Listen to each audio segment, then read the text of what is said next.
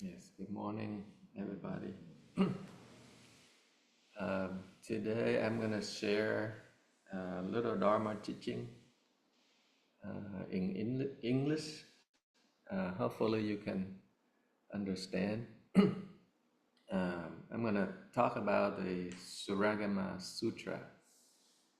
So, the in the sutra, it says that one of the monk or the disciple from of the Buddha, Ananda, he was going for the alms giving. So he walked like have a bowl begging for food. That's tradition for monks in the past that we go alms giving. And then he stopped at a house. On the way he walked and walked to beg for food. He stopped at a house, and the house belonged to a daughter of Matanja, which is an outsider of another sect. And so she used the spell to enchant him and cause Ananda to become entangled in sexual desire and almost lose his monastic discipline. But fortunately, the Buddha noticed that and instruct another student, Mansuri, to bring the Surangama mantra to destroy all these spells and save Ananda. And so after Ananda kind of wake up from the spell, he was kind of swept, like cried, and said to the Buddha, although I have vast learning and sharp memory, so he can remember all the sutra that the Buddha speak. He's very intelligent. So he said that even though I have vast learning and sharp memory, I have not realized the way. That means I haven't enlightened. Even though I'm smart, I can memorize everything you say, but I have not awakened. And only through the Buddha's protection, I have maintained my precepts. So actually the Buddha saved him from the lady trying to seduce him. If I encounter difficult circumstances, I may easily fall. And so he begged the Buddha, please show me the true path of practice so I can escape birth and death. And and so why did the Buddha teach the 7 places of the mind to find out the mind? Because Ananda realized his weakness in meditation, his weakness in concentration. And so he asked the Buddha how to settle his mind down and not let the sexual desire arise in his mind. And the Buddha said that if you wish to settle your mind, right, where is it?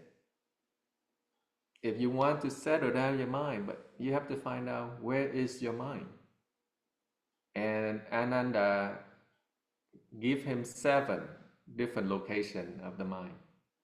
So I'm gonna teach you guys today the 7 location and see whether it's true or not.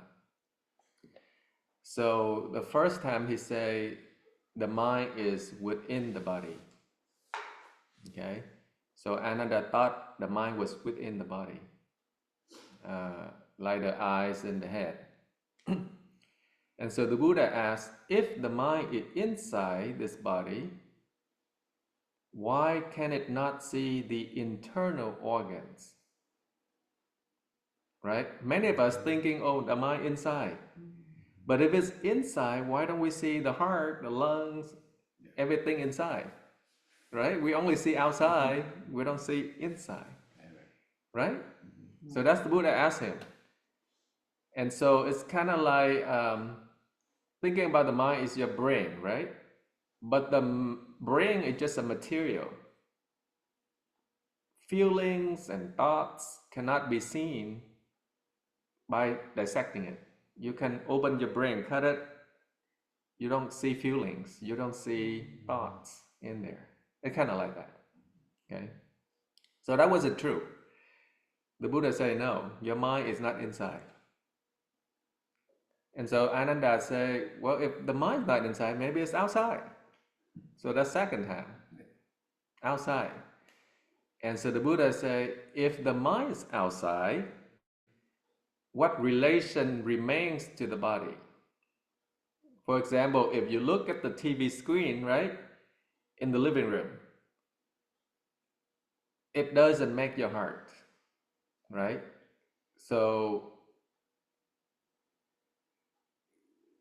looking at the TV screen in the living room doesn't make it your heart, okay? So obviously, if the mind outside, you don't have any relationship with this body, right? But you can feel your heart beating, right? So the mind is not outside, right? And he say, the third time, he said, well, the mind probably behind the eyes, behind the eyes. And the Buddha said, if it's in the eyes, closing them, you should produce only darkness. Why do we still perceive, right? If the mind is in the eyes, and when you close the eye, you can see darkness, right? Why do we still perceive? That means we still understand, right? Why? So examples like the eye is called the window, right, of the soul. Yet closing them does not erase emotion or thoughts. You close your eye, you're still thinking. Yeah. It's not going away. So the mind is obviously not hiding behind the eyes. Because when you close it, you can still think, right? If it's behind the eye, when you close, you don't see, right? Yeah. But you're still thinking. So it's not behind the eyes, okay? What about number 4? Number 4, he say that the mind arises only in contact with objects, okay? So like, that means when you see me, your eye contact with the object, your mind arises. So that's what he said, number 4. Well, the mind maybe not inside, not outside, not behind the eyes. It's only when you see something, and that's your mind. So if you see my body, my body is an object, right? Or you can see this cup an object. You can see this object.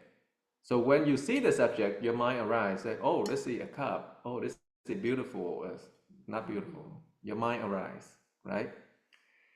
So he thought that the mind arises upon encountering the object. But the Buddha said, if so, who perceives the object when it appears? Who perceives the object when it appears? When you say it's only arise when your eyes see the cup, your thought arise, oh, it's beautiful. But then who perceives that beautiful? Right? So obviously it's not the mind when it's encountered the object. Because obviously you can actually see your thoughts, right? Mm-hmm. When it's arrived, you can say, oh, it's beautiful. So who say it's beautiful? Right? Mm-hmm. So the mind obviously not beautiful, but you have to examine who is it saying that, right? So number 4, he said, no, that's not right. And so number 5, Ananda was saying, the mind resides between the eyes and the object. Okay? So your mind, this is the object. That's your eyes. Your mind's right here. He said, in between, right?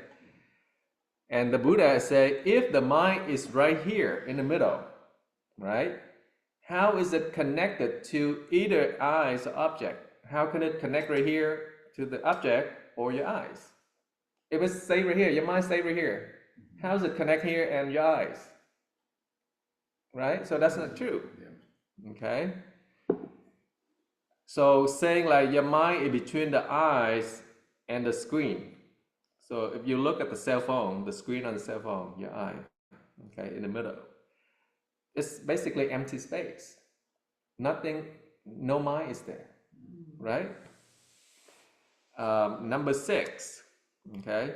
So it say the mind is nowhere. It's a pure depend on condition. So it say and then the thought that the mind is naturally absent. There's no mind. It's only appear when in contact. So the Buddha asks, if the mind is empty, who is it conversing with the Tathagata? Who is it that conversing with the Buddha? That means if he say, oh, there's no mind, then how can you become a Buddha if there's no mind? How can you become awakened if there's no mind? Okay, that's what he's saying. An example, with the mind kind of like software, okay, running and open. But without data, who initiate? Okay, without data, who initiate that? So if you say your mind like a software running and open without data, nobody is seeing, right? Who initiating? And then number 7, he said the mind is your thoughts. The mind is your thinking. And many of us think like that too. Oh, my mind is what I think, my thoughts, right? So Ananda equated the mind with the thoughts and discrimination. But Buddha rejected that. He said thoughts arise and cease, okay? Up and down. But awareness of arising and ceasing is rooted. So your thought can arise and it's gone, right? But you are the one who aware of the thought that arise and cease is still there. So you can right now you can close your eye and think, oh, tomorrow I'm gonna go to work. That thought arise. But who is thinking that?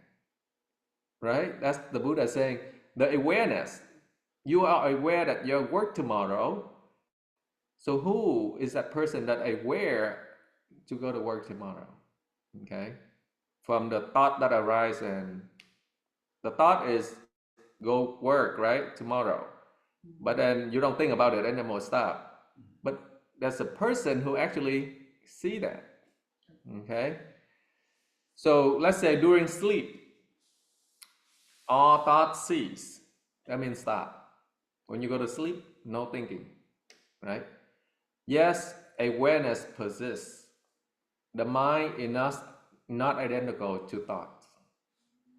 When you sleep, your mind is still there. Yeah, you're still aware, right? It's not like you sleep and your mind is gone. You don't know where anything. You can aware of surrounding. Okay. For example, when you meditate, you close your eye, but when I hit the bell, you kind of open your mind because you're aware. You're always there. Just happen that you close your eyes and sleep, right? So therefore, the mind is not equal to the thoughts. The thought means I'm going to go to work tomorrow. That's the thought. That's not the mind. The mind is not equal to that. Okay. So 7 times the Buddha say no, no, no, no. Okay. So none of the 7 is true mind. Okay. The mind is neither inside, outside, or in between. What we usually call the mind is basically our arising thoughts, our thoughts, okay, our thinking. But they are false mind. They're not true. They're not us. They're just thoughts that come and go. True mind is formless, unbound, aware, and timeless. Kind of like your phone screen. Okay, the mind is like your phone screen. The apps inside your phones, let's see, the apps inside your phones is basically appear and disappear. You can delete and download. Mm-hmm. But the screen itself remain unaffected. So your thought is like these apps. You can delete your thought or make your thoughts. But this screen is not going away. So your mind is the screen, but your thought is the apps. Does that make sense? Yes. But we often say, oh, the apps is me. Oh, this Google app is me. Oh, this calculator is me. But none of those are you. Those are thoughts. You is the screen right here that unchanged, but you don't recognize that, right? You think, oh, tomorrow I'm going to work, and you think, oh, that's me. No, that's the app. That's the thought. The person who thinking it or wearing it is actually you, but you don't realize that. You only run with your thoughts. Okay, so that's why we suffer. We suffer because we think the thoughts are us, and we do whatever with the thoughts, angry thoughts, greedy, you know, ignorance, and that's why we suffer. I think you were not here last time, right? Yes, last week were you here? No. No. I was teaching the same thing. When I hit the bell, and I asked everybody, "Is there a sound?" Mm-hmm. What do you say? Is there a sound? When I hit the bell, is there a sound? Yes, there is a sound, right? But when I stop, is there a sound? No. Second question, can you hear? Or do you hear? Yes. Okay. Now, do you hear? No. And that's wrong. I asked two questions, but you answer exactly the same, right? Is there a sound? Yes. Is there a sound? No. Can you hear? Yes. Can you hear? No. You answer the same, yes, no, yes, no. Okay? But two questions different. This is there a sound? Mean yes, because when this thing hit the bell, the metal, it make the sound. Okay? When conditioned with me holding this thing and the bell, it produces sound. If I don't touch anything, no sound. So the sound come and go based on condition. But you're hearing yourself, yes, you can hear. Yes, you still can hear. But why you say not hearing? Right. If you're not hearing, why you answer me? Why you listen to my voice? You only not hear the bell sound, but you hear my voice. You still hearing, Yeah, right? right. You close your eye, you don't hear the bell, but you hear the car running, the bird chirping outside. Your hearing is always here. Why you say, oh, I hear and I die, I don't hear anymore. Yeah. But you're here Yes. because you attach to the bell sounds, and the bell sound come and go, and you think your mind is die, come and go with the bell. But it's not. Your mind is always here, right? Present. It's not changing. Changing is the sound. Yes, the sound and no sound. But yourself is not changing. Okay? Think about that. Because we often follow the thoughts. You know, I will talk about the apps. Oftentimes we say, oh, our apps is me. Oh, it's the sound I can hear, that's me. But no more app, oh, no more me. Yes. That's wrong. Okay? Me always present. The mind is here. But we're running attached to the apps and we forget ourselves, the screen. Yes. We run with the thought, oh, I hear the bell, I hear the cat, but we forget ourselves, the awareness constantly. Okay? Yeah. That's why we suffer. Yes. That's why people say, oh, you're handsome, you're happy, right? Oh, you're ugly, you're sad. Because you attach to the words. And you think yourself is like the apps, right? The sound of the people. And then you're angry and you're sad based on the words outside. Just like you attach to the sound of the bell. Yes, bell, no sound, I can hear, I cannot hear. You attach to that, right? You understand what I mean? Yes. Yes, of course. But if you return to the screen, to yourself, no matter apps you can delete or download, no affecting. No, People say, oh, you're handsome, or you're ugly, no affecting. Yes. Because you have to stay with your Yes. So always come back to yourself, don't run, and attach to the people words, Yeah. and you suffer. See? We have to If not, if you don't attach, right? You come back to yourself, you're peace. Nothing make you angry. Nothing make you sad. You're peace. You're always here. Yeah. Okay? We have to learn. Yes. And this requires practice. I'm teaching you is easy to understand, but when you practice, it's hard. Yeah, practice it every is. time. Yes. That's because we haven't returned to the screen yet. We're still thinking the apps are us. So that's why we practice meditation so that we can realize the screen is us, the mind is us, not the thoughts. Okay, not the arising thought, not the deluded, discriminated thought. That's not us. Return to where we are, and that's why we have to be mindful, aware, every single moment, right? Yeah. Uh, so I'm gonna say in Vietnamese now, okay, so that the other people can understand. Sure.